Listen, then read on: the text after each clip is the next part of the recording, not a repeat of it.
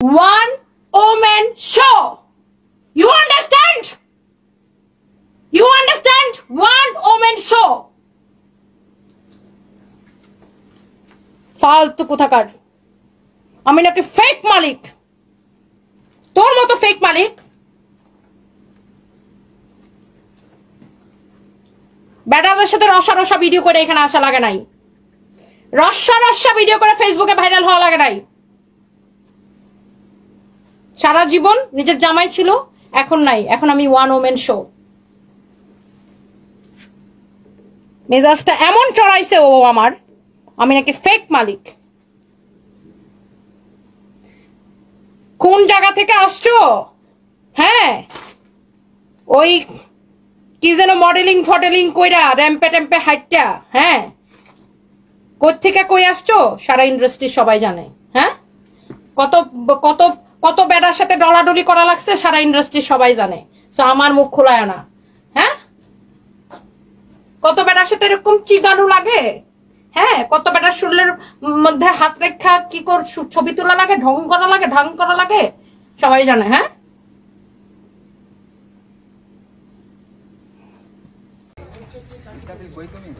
আজকে কি শুটিং হচ্ছে না পিকনিক? শুটিং করতে আসছি না পিকনিক করতে আসছি? ওরা গিয়ে নিয়ে আসবে, আমরা স্পটেই থাকবো। আচ্ছা, অনেক আমি ওদের সাথে গেলাম, তোরা থাকো। হ্যাঁ, ভালোই হয়েছে। আমাদের পিকনিক হয়ে যাচ্ছে। গৌতম শাহর শুট মানে পিকনিক, সবাই দেখেন।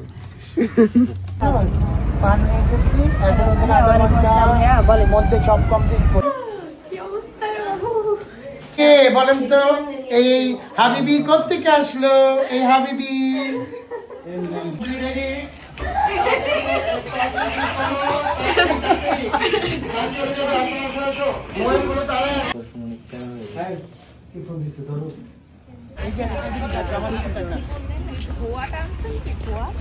কিশোর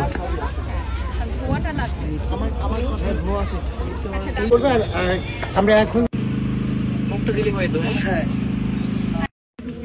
এবং আজকে আমাদের ফটোশুটের যে ফটোশুট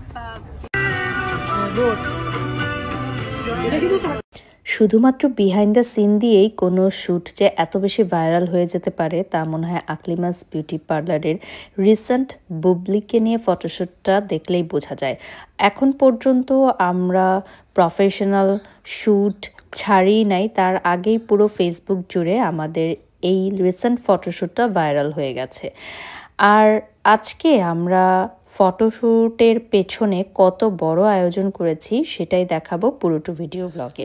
হ্যালো ভিউয়ার্স, আসসালামু আলাইকুম। আজকের ভিডিও ব্লগটা অনেক সুন্দর হবে, কারণ আমরা শুটিং হাউসে সাধারণত কি করি এটা অনেকেরই জানা, আবার অনেকেরই অজানা। তো এই যে দেখতে পাচ্ছেন, আমরা সবাই খাবারের প্রিপারেশনসগুলো নিচ্ছিলাম। আমরা খুব আর্লি মর্নিং নারায়ণগঞ্জে চলে গেছি এবং আকলিমাস বিউটি পার্লারে হাফ ডান রেডি হয়ে আমরা চলে গেলাম অন স্পট। এখানে আমরা আউটডোর শুটিংটা এজন্যই রেখেছি কারণ আমাদের লাইট সেট আপ এবং কিছু থিম বেস শ্যুট ছিল, যেখানে আউটডোর একটা প্লেস দরকার যেটা নারায়ণগঞ্জের নিয়ারবাই হবে। তো এই প্লেসে পৌঁছাতে হলে আমাদের নৌকা পার হয়ে নদীর ওপারে যেতে হবে। দেখতেই পাচ্ছেন আমাদের চিত্রনায়িকা আমাদের এই শ্যুটটায় কত এফোর্ট দিয়েছে এবং কত সহযোগিতা করেছে। আসলে আর্টিস্টদের সহযোগিতা ছাড়া কোনো শ্যুটই সাকসেসফুল করা পসিবল না। আর আমাদের সেকেন্ড লুকটার জন্য আমরা এই হরিণগুলোকে এনেছিলাম। সেকেন্ড লুকটা যদিও এখনও সোশ্যাল মিডিয়াতে আমরা ডিসক্লোজ করি নাই, কারণ ফার্স্ট লুকটাই এত বেশি ভাইরাল হয়ে গেছে, এজন্য সেকেন্ড লুকটা আমরা সারপ্রাইজ হিসেবে রেখেছি। তো ফার্স্ট লুকেই আমরা জেকে ফরেন ব্র্যান্ডসের আউটফিট পরিয়েছিলাম। আমি গৌতম সাহা দাদার আজকের এই শ্যুটে অ্যাসিস্ট করছিলাম দাদাকে, যেহেতু অনেক বড় পরিসরে কাজ, তাই আকলিমাস বিউটি পার্লারের ফুল টিম এবং আমরা সবাই খুব অ্যাক্টিভ ছিলাম, কারণ সান টু সান আমাদের শ্যুটগুলো ছিল। আর আমাদের আজকের মডেল চিত্রনায়িকা বুবলি এবং ওয়াসিফ খান। ওয়াসিফ ইতিমধ্যে অনেকগুলো ভালো কাজ করেছে। আর এই শ্যুটের থিমটা ছিল একটু ফেরি লুকিংয়ের, এজন্য আমরা ফগ এবং এক্সট্রা লাইট ইউজ করেছি। দেখতেই পাচ্ছেন অন স্পটও বারবার আকলিমা খান আপু পারফেকশনটা চাচ্ছিলেন, এজন্য বারবার রিটাচ করা হচ্ছিল মডেলদের মেকআপ অ্যান্ড হেয়ার।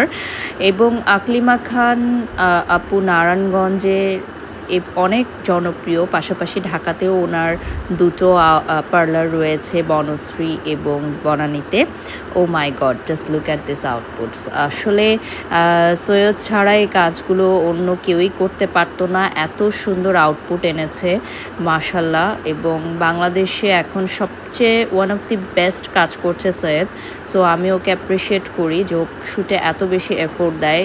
স্পেশালি ও অনেক বেশি হার্ডওয়ার্ক করে, পাশাপাশি পারফেকশন চায় অ্যান্ড ইন্সপায়ার করে মডেলদেরকে যারা অন স্ক্রিন কাজ করছে, এবং কাজটা কিভাবে আরও ভালো হবে সেজন্য অনেক বেশি এফোর্ট দেয়।